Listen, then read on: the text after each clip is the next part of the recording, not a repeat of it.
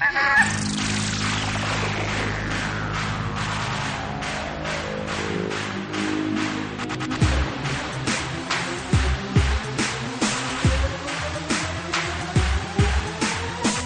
listening to Basically a Sports Show. Follow us on Twitter at Basically Sports. Subscribe to our podcast on iTunes. And download every episode and more at basicallyasportshow.com. Now here's your hosts, Zach, Greg, Mike. And you're listening to Basically a Sports Show. How about that baseball game last night?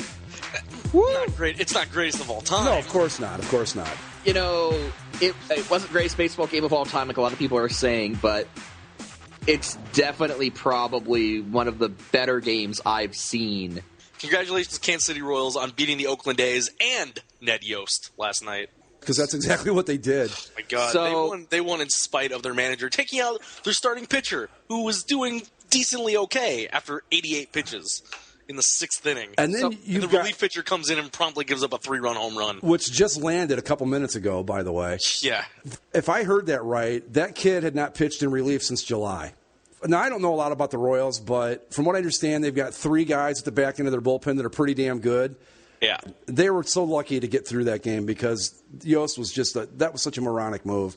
I just have to brag a bit because of my disdain for Sabermetrics. How's that working out for you, Oakland? How many playoff flameouts is this now? The Oakland A's under Billy Beane are 0-7 in winner-take-all games. What kills me about this, and I think we talked about this a few weeks ago, that Cespedes trade for John Lester was made specifically for last night. That's the reason they wanted John Lester, and it got them absolutely nothing. Right. Not a thing.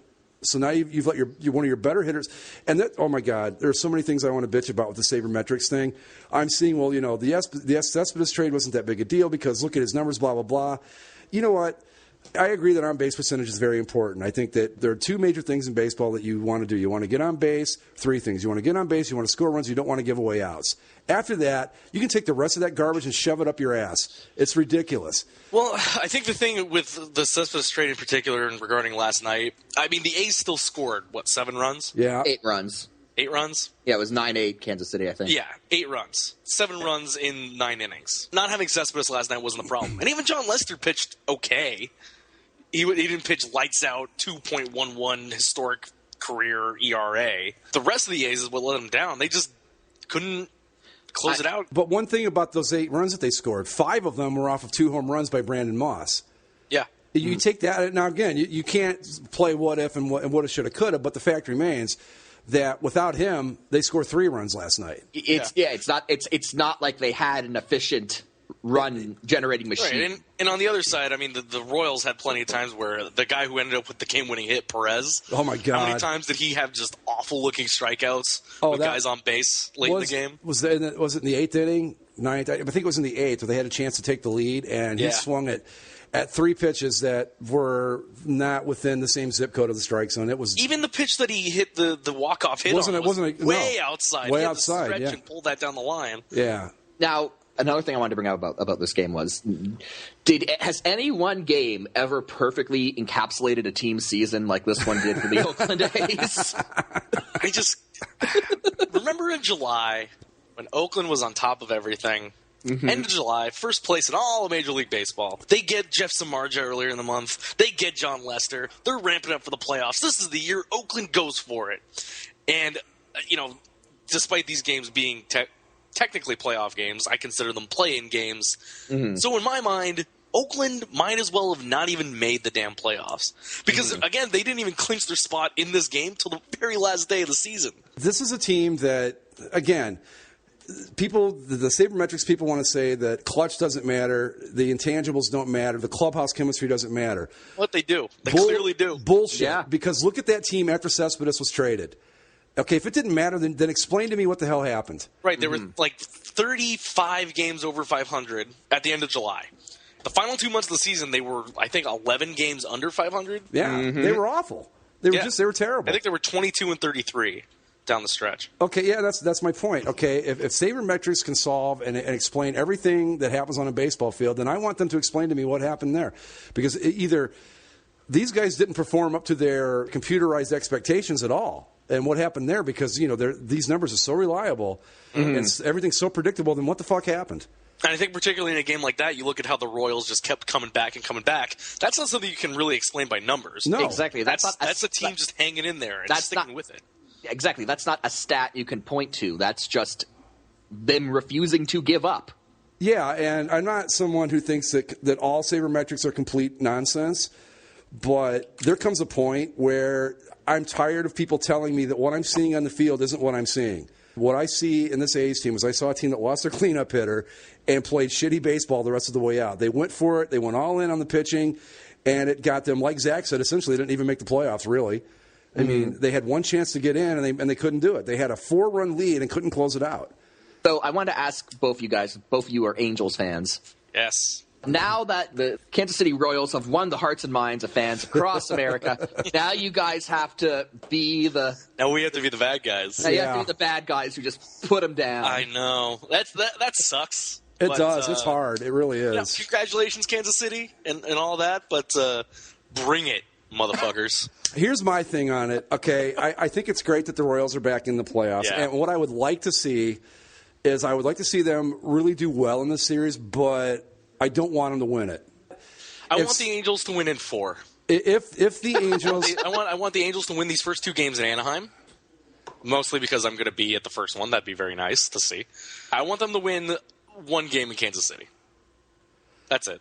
I will say this. If they have to lose, if the Angels have to lose and not make the World Series, then I want it to be to the Royals.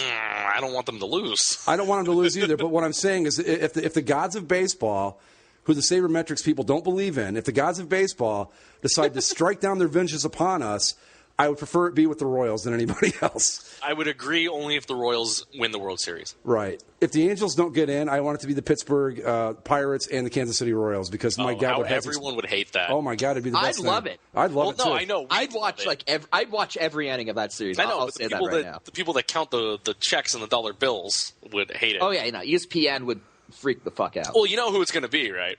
It's going to be Tigers-Cardinals. Of course. I wouldn't mind that so much because I'm not too... I don't hate the Tigers really all that much, so... The Tigers... We've seen them, though, you know? Right. Yeah. Yeah, I mean, they've been unlucky and they lost. I mean, they lost to the Cardinals, twice? Yeah. And I don't know, but Miguel Cabrera just seems like a soulless Triple Crown winner. You know, the Tigers team that I saw that win the World Series way back all those years ago was a fun team. This team, they're not fun to me. They're just boring. Mm-hmm. Yeah. They've got all the pitching, which is nice, but, I don't know. Justin Verlander's kind of blasé. David Price used to be fun when he was with Tampa, but now I think he's been kind of crushed by the business aspects of baseball when it comes to his personality. I mean, it was just a ticking time bomb as to when he was going to get traded from Tampa. Yeah, well, and Max Scherzer is, besides having 2 different colored eyes, that's the only thing I know about. Again, you want to talk about boring, though. St. Louis Cardinals. Of the 2, I would rather see the Cardinals win. I would. I told you guys Starting last at time. First base, Matt. Starting at second base, Craig. Starting at shortstop, Matt. Keith. Starting at third, Matt. In left field, Mark. quadruple Jesus. And catching, Yadier Molina. They are very Cardinals-like, I will say that. And of course, all of their fans wearing their jerseys tucked into their jean shorts. Yeah, well. Yeah. Yeah, it's hard for me to make a case for them. All I can say is that I've never hated them, and I've been following baseball for a long time, and I've always thought the Cardinals were kind of cool. So it's hard for me to step off at this point. I like the Cardinals' uniforms. Oh, they're great, yeah. They have fantastic uniforms. You know what, though? To further your guys' point, I don't know if I could name 2 guys to start for that team right now. Besides Molina. Matt Adams is the first baseman. Matt Holliday. 2 names into this list, we've already got 2 Matts. True. We've named 2 Matts and Yadier Molina, just to completely prove the point. Does Adam Wainwright count? They've got there's probably a couple of Matts in the bullpen, isn't there? Who's the third baseman? Is it still? It's not David Freese anymore because he came to the Angels and played like shit. Who's their shortstop? God, I don't know any. You guys are right. I mean, I can name some Royals. You got Eric Hosmer. You got Salvador Perez. My God! I need to look up the Cardinals roster because this is actually bugging me. You've got Alcides Escobar. You've got Shields. Arizona Cardinals, St. Louis Cardinals. But that's crazy. I can name like more Royals than I can Cardinals. Okay. It's the infielders. Matt Adams. Of course. Matt Carpenter. Oh, my God, yeah. He was on my fantasy team. But, okay, now we're up to 3 Matts and Yadier Molina. Mark Ellis. Okay, and a Mark. Greg Garcia. Never heard of him. Pete Kozma. Pete Kozma I've heard of, okay. Johnny Peralta. Oh, yeah, that's right. They traded for him, I think. Colton Wong. But listen to that, though. We've had a couple of Matts, a Pete. A Mark. See, in the outfielders, Peter Borges. Randall Greichuk. Matt Holliday. Another Matt. John Jay. Oh, John Jay. Okay, now they're starting to come back to me. Tommy Pham. Okay, so we've had a couple of Matts, a Pete, Oscar Tavares, a Mark, and Oscar Tavares. He's stuck with the big league team, huh? And someone named after the first Chief Justice in the history of the United States, John Jay. Okay, you guys are right. They are exactly what you say they are. I can't make an argument for them at this point. AJ Przinsky's a backup catcher. If that makes you want to hate the Cardinals a little bit more, but I do like how they are playing the Dodgers, because it is a perfect dichotomy in terms of just the attitude of the two teams. The National League's weird for me with the two series because assuming I hope Pittsburgh wins. So if it's Pittsburgh versus Nationals, I'm happy with whoever wins that series. With Cardinals and Dodgers, I am unhappy with whoever wins that series. I'm pulling for the Dodgers. They can knock off the scourge of forced, contrived, middle American happiness that is the Cardinals. After that, the Dodgers can go to hell for all I care, but they just have one job to do. The only reason I would want the Dodgers to even do well is just for a freeway series. I wouldn't want them to do well in any other context. It's tougher for me in the American League because obviously I want the Angels first.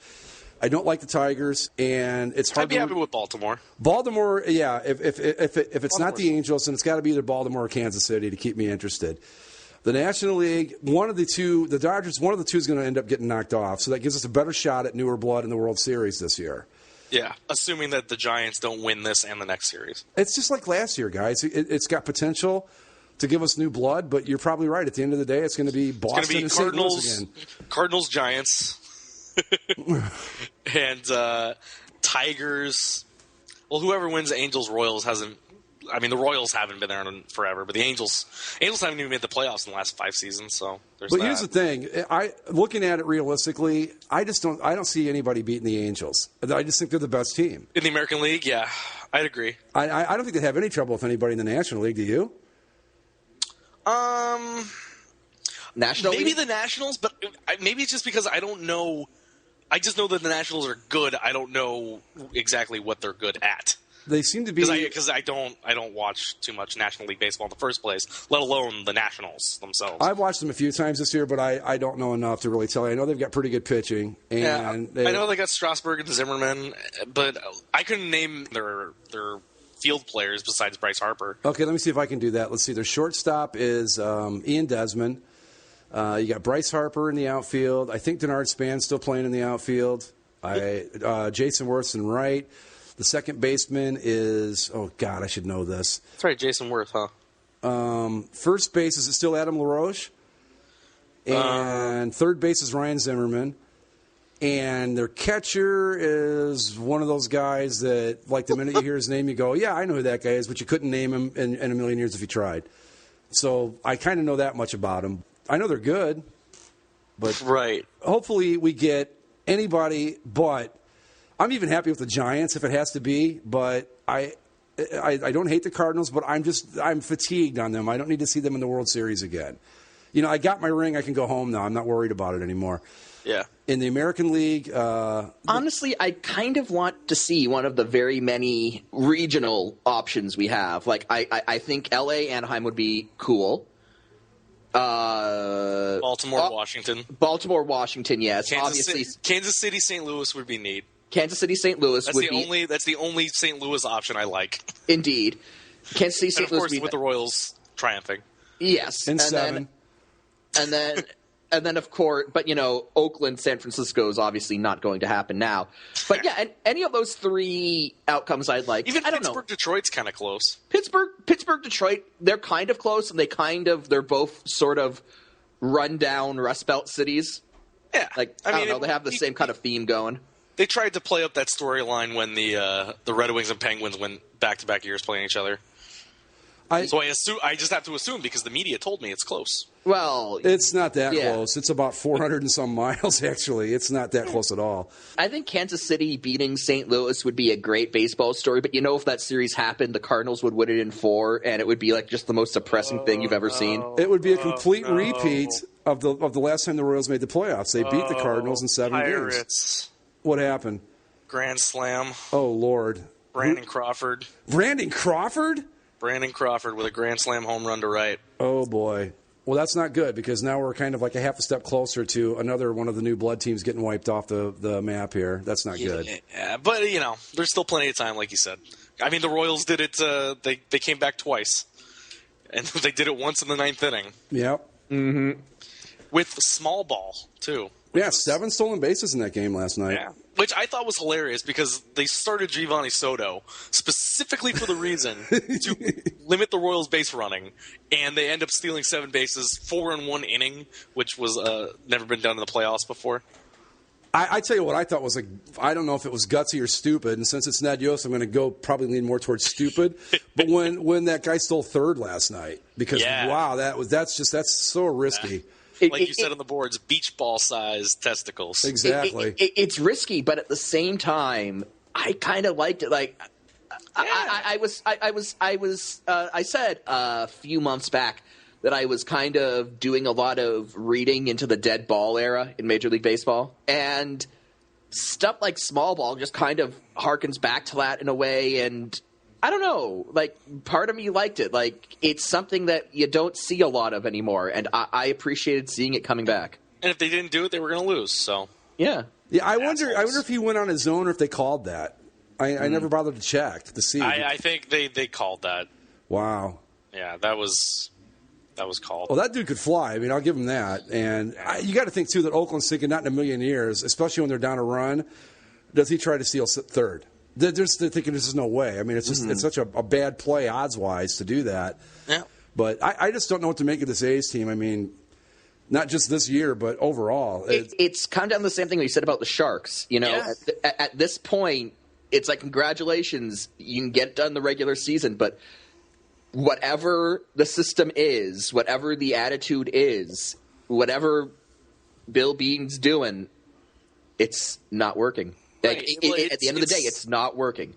And it's kind of like we talked about. Like, you can or I guess objectively and statistically make a very good regular season roster because you have numbers and that's all very quantifiable and you could organize the team that way.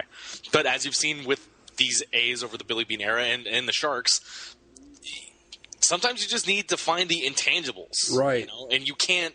They're intangible. You can't see them. You can't measure them. Mm-hmm. Sometimes you either have it or you don't. And the Oakland A's, for whatever reason, I mean, and it's not like this is the same. It's not like it's a Shark situation where it's the same core of guys. Yeah, that's over true. And over again.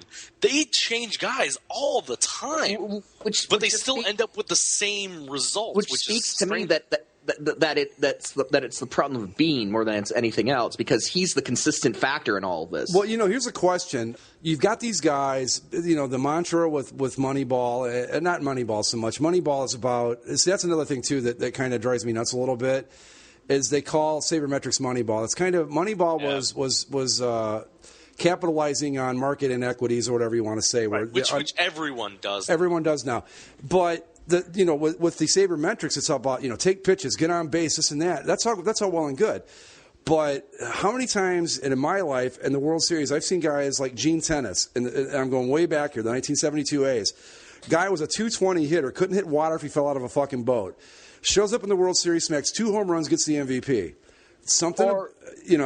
Or like a few years back when the Texas Rangers were 1 strike away from winning the World Series. And who was it for the Cardinals? It was David Freese, wasn't it? Yeah. And what had he done that postseason? I don't honestly remember. Not a lot. But yeah, that's the thing. I mean, I just think that maybe there's a mindset with the get on base, take pitches guys. They're not used to having to try to go up there and get something done on just sheer will. It's hard to walk your way back or get on base your way back from a 4-run deficit or whatever if that's the approach you're taking. I don't know. I could be way off base with this, but I just think that, like you said, Zach, there's a point where you may not believe in it. And I played baseball long enough to know to tell you that clutch absolutely exists. Every team I played on, there were guys that you're like, you know what? We get into the 7th, 8th inning, I don't want that guy coming to bat because he's going to flip out and shit his pants, and that's going to be it. And you can't tell me that doesn't exist in Major League Baseball, too. There's just guys that you want in that spot and guys that you don't. Mm-hmm. And I don't think the A's have any of those guys. Maybe Cespedes, but you know what? He's a Red Sox now. They sent him off. You know, everybody talks about, his numbers weren't that great, and look at his OPS and all this other shit. Yeah, well, look at their record since he left. That's my thing. Mm-hmm. Quit telling me what I'm seeing on the field isn't actually happening, because that's just nonsense. This isn't magic we're looking at here. It's not an illusion. But anyway. Yeah, it's, I don't know. I don't care whether the A's really fix themselves or not. I don't either. I just love... Again, the movie that glorifies all of this was about the team that lost in the... Like, they didn't even win anything. I know. I know. It's just so funny to keep bringing it up. But you know the thing about that movie, somebody will make a movie about the Sharks one day. The thing Money Puck. About how they heroically blew that commanding lead over the Los Angeles Kings. I wanted to bring this up. There was Yes. The FCC was talking about this today, or something about, with the name of the Washington franchise. Yes. And they're talking about Washington Professional Football Club, right? And they're talking about fining people. Well, I'm just going to say it. They're talking about fining people or broadcasts for saying Redskins on the air as kind of a move to get them to change the name. What do you guys think of that? I heard an interesting point on Around the Horn today. There isn't similar legislations in place for the N-word, so them doing this would be just singling out the NFL team. It wouldn't be to cut down on racism across the country. It would be to purposely target this particular instance. I think their heart is in the right place, but this is first. You can't do it. Yeah, you can't do that. It sets a horrible precedent. Right. If it happens. For free speech, really, is kind of what it boils down to. Yeah, they've just got to step away from this and go, wow, this was a bad idea. We're sorry we even brought it up. And if there's not similar legislation on the books for things like the N-word, then I don't think they have much of a leg to stand on. Now, if there is a piece of legislation passed that includes fines for all types of slurs and Redskins is included in that, then that's one thing.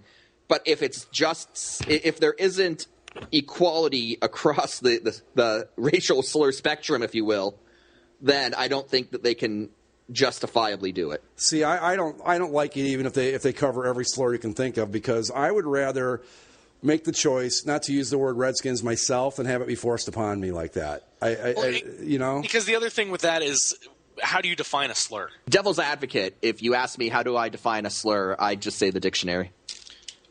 Well, that's a good point. Okay, but there were certain things that people wouldn't even consider slurs up until maybe even 3 years ago. Mm-hmm. And people can make up new slurs all the time, and people wouldn't know what it meant necessarily. Yeah, not only that, but context is everything. I mean, you don't want to find people because they go on and go, look, I think the Washington Redskins is a terrible name. And then it becomes like this whole gray area of like, okay, what was the intent? What's the context? It's better just to leave it be. Right, because the argument there too is the team name isn't calling Native Americans Redskins. They're not saying you Redskin. Like it's a thing, I guess. I don't ever want to defend the thing. But. No, I'm not either. But it's a bigger issue than just that name. It just becomes it's like you said, it's context. Yeah, not only that, but it just sets a horrible precedent. Even if you go with every slur you can think of, it's still just a thing that you've got to kind of leave it alone. And hopefully, the easiest way to solve all this is for Dan Snyder to quit being a flaming douchebag and just change the fucking name and let's move forward. On that front, I did see that South Park episode. Did you? Yeah. I haven't seen it yet. It's fantastic. Dan Snyder's last stand against the Dallas Cowboys. Yeah. Did either of you by chance catch the Daily Show report on? Yes, I did. That was the one where they brought the Native Americans into the room with the fans? Yeah. Yeah, I saw that. Well, the thing that's interesting is the Native Americans they actually got, they're part of a sketch comedy group that are made up completely of Native Americans. So it was kind of unfair to the fans, but at the same time, the things that the fans were saying was... Well, the thing that caught me about that was they talked, the fans... What am I going to pass down to my kids? Well, the fans, one of the things that they said in an interview afterwards was someone asked, like, had the Daily Show been up front and had they said that you would be talking to actual Native Americans, would you still have agreed to go on? They all said yes. So, right, they would have said yes, but they would have said other things. They said we would have said other things, and then one of them said, like, if I knew that Native Americans would be there, I wouldn't have worn my Redskins jacket. Right. And it's like, right, I think that was the black guy that said. Well, he was the only guy wearing a Redskins jacket. So. Well, no, one guy was wearing his Redskins jersey with like a big championship belt. Yeah, it was like a WWF championship belt. It's like Redskins across. Like, why? And then when he's talking to the people out front of the game, it's like, but what would you say to people what would you say to Native Americans who say that the name is offensive? Well, am I not someone born in this country? Am I not a Native American? Like, It's just, I don't know, part of me is just, like I said, Snyder just needs to change the name and let's move on. And I got to admit, there's starting to be a small part of me that's like, oh, for God's sakes, let's just, fuck it, who cares? I mean, I hate to say that I'm like throwing in the towel on it, but I just don't know that it's worth all the effort at this point. Well, I think at this point, I think honestly the writing's on the wall. I don't see how the name stays around that much longer. It just due to the fact, okay, as far as I can remember, and I know it's been going on before, but just from my personal memory, I've heard stories about how the Washington Redskins need to change their name dating back to 2001. And that was when the last court case was sort of decided. And since then, so that's 13 years, I've seen this issue pop up from time to time, and it's always disappeared. Yeah. But it hasn't this time. Right. And we all thought that maybe the start of the season would cause it to disappear because then people would start just, talking about football. And maybe it's just a side effect of the fact that the NFL season has gone horrible for them. By the way, welcome to Breast Cancer Awareness Month, guys. Oh, yippee. The pink starts on tomorrow. That'll be that. But you know what? This is the funny thing, is that they haven't really done anything. The NFL hasn't to kind of address any of this. And maybe it's just me. I'm not following this closely. I saw domestic violence PSA. Yeah, that God. Monday night. Yeah, so did I. And I thought, well, this is great. It would have been even better if it had happened last season. Was it Roger Goodell? Like, just robotically? No, they got a bunch of celebrities to. And mostly, there was a good chunk of the cast from Law and Order SVU to speak out against domestic violence. It would have been great if they just had a clip from that Goodell press conference where he goes, "We can do better," and then it just like plays some inspirational music, and it's like the NFL. But don't you think it's starting to die down though? I mean, I think it's only died down just due to the fact that the major stories, that have been dealt with. You can't be that ramped up on something for that long. Yeah, and the fact of the matter is that this is a cycle that all major news stories happen. There is the initial incident or incidents in this case.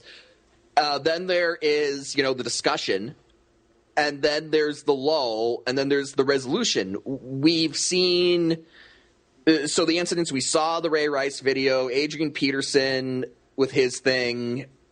Greg Hardy, that became a story. And now we've gotten to the point where where we've gotten past the initial story portion, and now we're in the part where the legal procedures are going to play out. And so I think it's natural that the discussion is going to die down until those legal procedures conclude. I mean, if Adrian Peterson is found guilty of child abuse in a court of law, then all eyes go back to the Vikings. They've currently placed him on that commissioner's list that bans him. Yeah, but it'll get some paid. How awesome is it though that it's called the commissioner's list? But I think it's going to be the new movie directed by Steven Spielberg, Commissioner's List. Goodell's list. Daniel Day-Lewis is Roger Goodell. And you know he'd throw himself into it, too. I lived as a sports commissioner for a full year. Ladies and gentlemen, Zach's Tabs. Zach's Tabs! Very nice. Thank you. So, in the world of jerseydom, the Tampa Bay Lightning unveiled a brand new, quote-unquote new-ish, third jersey. Well, when you say jerseydom, I think dumb is the operative part of that term. Yeah. If you remember the previous Lightning third jersey, it was blue. It had kind of a modern template. It said bolts across the front. It was actually very nice, aside from the bolts. Yeah, if you took the bolts off and put the regular logo on, that would have been a fair jersey for them to go forward with. But they, of course, became the Detroit Maple Lightning and went on to this. But fans were clamoring for the black to return to the Tampa Bay color scheme. So they unveiled a black jersey on Saturday. After, and by the way, did you see the fake jersey that they released? The palm trees and the stripes? Yeah. they showed it to all the players like, hey, this is our new third jersey. And it's basically the regular one with some extra black stripes and then palm trees all along the stripes, so it kind of looks like a Christmas sweater almost. It was actually better than what they unveiled, I thought. Steven Stamkos' reaction was the best. He's like, I don't know, I kind of like the palm trees. I haven't seen that one. Somebody link me that. I have not seen that. It's quality. I'll link it in a minute. But so they did unveil the actual one, and much to our chagrin, they decided to copy another, I guess, quote unquote, successful franchise, and now they're the Tampa Bay Light Kings. Cool. Yeah. Black jersey with 2 white stripes down the shoulders, and instead it says bolts across the front again. It's basically the Kings' home jerseys. Yeah, it makes no sense because it's black with white stripes, but then the collar is blue. Right. The pants are black with a blue lightning bolt outlined in white, which I actually like the pants and the socks. Mm-hmm. I think they have a good blue-black balance. Mm-hmm. But the jersey is just... Well, the jersey looks odd because... Okay. And on the numbers, this is particularly infuriating. The numbers are white numbers. Yes. It's got a silver outline and it's got a blue outline on black. The problem is that they use a dark... Yeah, they use a dark shade of royal. Yeah. So that royal against black, you can't see it. Standard... Especially if it's just an outline. It's not like a thick stripe or anything. Exactly. The Lightning... A color balance 101 says you have the white numbers with a blue outline on silver so that everything pops against the black. But they did not do that. No. And again, aside from that blue collar, this jersey is essentially the Kings' home sweater. So now you have their home stripes. Without the arm stripes. Without the arm stripes. Slightly no different. Arm stripes. But not, yeah. Not really. But yeah, there's not. I mean, and I like the what do you call them? The Tampa Bay Maple Lightnings or something like that, or red. The Detroit Maple Lightning. Detroit Maple Lightnings. Yeah, I like that look, but this one is just bad. Mm-hmm. But and the bolts across is just such a minor league move. Like, you're the Lightning. If you're going to commit to the Rangers style diagonal name across it, then use your full name. I agree with that. I did see the fake out jersey, and I like it better. Yeah, I know, right? It's interesting, at least. Yeah, is it the palm trees? Yeah. I mean, if they wanted to just make a black jersey, they could have just made a black version of their regular jersey. Right, the Flash jersey. It would have been fine. Mm-hmm. I don't understand why they seem attached to that Bolts word mark because it's especially because once they changed to the new identity, the font that they use for Bolts doesn't fit in with anything. Yeah, I know. It fit in with the last logo set, but not the current one. Wow, there is supposed to be a blue outline on that jersey, huh? Yeah, on the numbers. Right? Yeah, you can hardly see it. You can't even tell it's there. Black and white. Yeah. But anyway, it's awful. Yeah, it's not good. Not good at all. The Lightning, they rip off the Maple Leafs and the Red Wings for their primaries and then say, hey, that Kings team won the Stanley Cup. Let's... Yeah, but you know what? Rip them off. They ripped off the Maple Leafs and the Red Wings, but they did a good job of it. I mean, it's a good look. It's completely derivative. There's no question about it. But at least it looks okay. Fine, good. I don't mind it, but I've always liked the Flash, so I'm kind of partial to it. every week Deadspin does a mailbag, right? One of their readers sent in a question asking if they could give a list of the most Midwestern states and rank them. Like, what state is the most Midwestern? Yes. Not necessarily by location, but by culture. I'm going to go with Indiana. Yeah, Indiana's got to be. Indiana was number 4. Really? Yes. Because I always thought that Indiana was the most Midwestern state and that Indianapolis was the most Midwestern city of the Midwest. Well, yeah, let's back up. What are we considering as the Midwest here? Because they're very definitions. They have 12 states in the Midwest. All right, let's see what the states are. Well, I'm just going to read them in order. Yeah, don't tell me. We don't have to give us the rankings. Just tell us what states are involved here, because that changes everything. Okay, well, I'll be able to do it geographically. I'll start east to west. Okay. Ohio, Indiana, Michigan, Illinois, Wisconsin, Minnesota, North Dakota, South Dakota. Nope. Kansas. Nope. Missouri, Nebraska, Iowa. Nope. Iowa, yes. Missouri, maybe. The rest of them, but right, because he said, please note, I have included the Plain States, even though I think the Plain States have their own distinct brand. Yeah. To me, the farthest west the Midwest goes is Minnesota. Yeah, and that you could make an argument that Minnesota is kind of its own thing. It's not. I don't really consider it. You could, but I kind of consider. Yeah. It's like the fringes of the Midwest. Right. I think that Iowa you could throw in there, but North and South Dakota, no way. Okay, so I'm gonna go. I'm gonna guess that Wisconsin actually is number 1. Yeah. Wisconsin is number 1. Okay. They have the girth, they have the fried foodstuffs, and they have the accent. Plus, they aren't as stuffy as Minnesotans are. Minnesota is famous for lakes. Wisconsin is famous for cheese.